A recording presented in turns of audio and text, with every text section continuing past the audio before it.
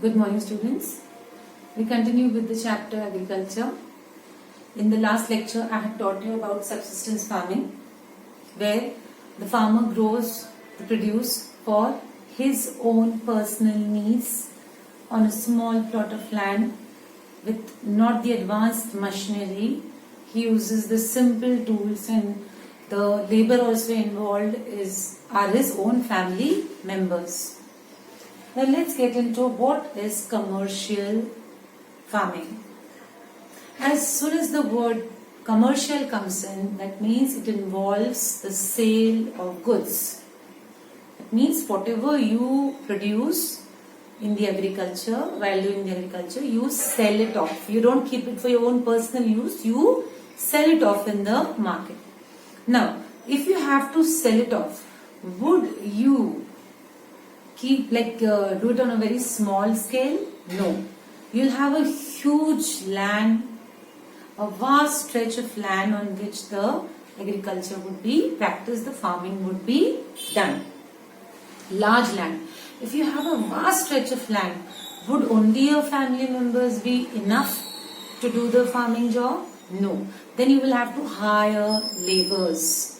So the laborers also work, the laborers from outside the field also, from outside the family also work in that particular commercial farming. Now, can you use normal tools and do all the jobs which are required at such a large scale? No. Then you will be needing machinery.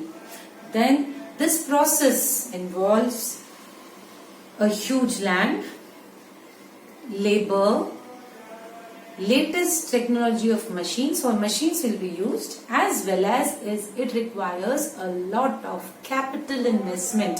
What is capital investment? The money which you invest in the business to get a profit from it is called the capital investment. So these are the main features of commercial farming. Now, under the category of commercial farming, you have three varieties: commercial grain farming, commercial mixed farming, and the plantations. Fine. So one by one, let's see what are these three. Now, when it comes to grain farming, fine. Remember one thing, here only a single crop, growing of a single crop is possible. Now, why is the question? The majoritively wheat and maize are grown. If you have to take the example, you can say Europe and Asia. And North America also, where this kind of grain farming is done in areas which are sparsely populated. That means the population is less, but the stretches of land are vast. That means you have a huge area of land to be cultivated. So why do you think even after having a huge area to be cultivated, we confine ourselves in grain farming to growing only one crop a year? Now, where this kind of farming takes place, the winter conditions are very harsh. Like if I say North America, in winter it snows heavily. Now, when I'm talking about this kind of severe harsh conditions, then they have no scope except for growing only one kind of a crop per year. So the key features of grain farming are that a single crop is grown. Why? Because of the harsh conditions in the latter half of the year, next half of the year, where it is not feasible for the farmers to grow anything. Next, you have this kind of farming is done where sparse population is there and where vast stretches of land are available. So these are the key features of grain farming. Now, mixed farming. In mixed farming, you see that food is grown for animals special. The fodder is grown, where that is to be given to the animal to eat. Now, if fodder is being grown, definitely you will have the option of rearing livestock. So, livestock rearing, that means the animals will be bred over there. You have sheep, you have goats, you have buffaloes, and you've got cows. All these animals will be reared, the livestock will be reared, and the fodder will be grown for them. One such example of an area would be Australia. So mixed farming is actually majoritively related to the livestock rearing, and the food for the livestock, the fodder, is grown over there. Now next comes the very important part, is plantations. Now here a lot of money is involved, a lot of money, because we grow something very exclusive like cashews. If you've seen, if you were to be lucky, you might have seen a cashew in a tree. It's a huge tree which goes, the cashew grows like actually a topsy-turvy capsicum, and then it's got under it the cashew growing. Majority in our country it's grown in Goa. Like you find Goa side, the trees growing over there. Now cashew is a very expensive food item. So is tea, coffee, rubber, all these things. If they are grown on vast stretches of land, I repeat, plantations are vast stretches of land, and then you actually plant those particular plants or shrubs or however they grow, in whatever way they grow, scientifically, biologically.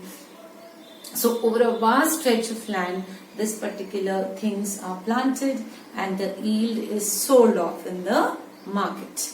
Now again, because it's a large area, again it will require a huge amount of investment in it, and the technology used would be, we won't use only hand tools, we will use the machinery as well, because it's a vast stretch of area to be taken care of.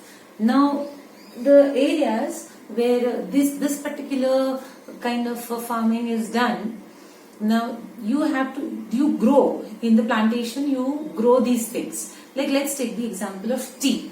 Now in the tea plantations, you see vast stretches of land only tea. If you have visited the mountains, you must have noticed vast stretches of the slopes of the hills and the mountains. You see that the tea is being grown. So the tea leaves are plucked. Ab uske baad kya? What? The process of making tea doesn't come to an end only by growing the shrub. It has to be made into the final product also.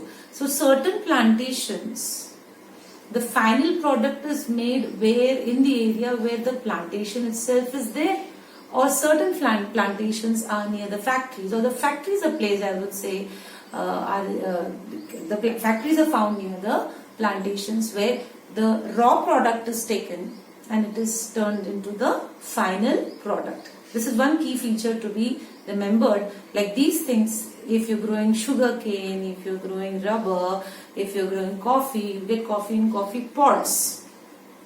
Pod मतलब जैसे मटर के अंदर मटर एक covering के अंदर होता है, that's called a pod. So coffee also grows in a pod. But if you have to sell coffee, you don't plug the pod and say लो भैया मार्केट में जाके बेच लो. No, you have to dry it out, you have to process it, you have to grind it. All these things to be taken into consideration. So this kind of a work in plantations involve this kind of a work as well. Either factories do it for them, which are closer to the plantations, or they do it on their own plantation itself.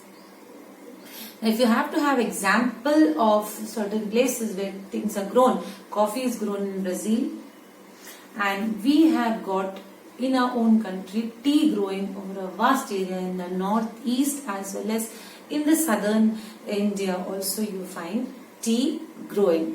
So these were the three kinds of commercial farming methods, or I would say to categorize them in the three categories. We would be saying grain farming, mixed farming and plantation. For mixed farming, it's like multiple things can be grown over here because the climatic conditions are suitable. Plantations, once you plant the sapling of it, then the bigger version of the plant continues to grow and keeps giving you the yield.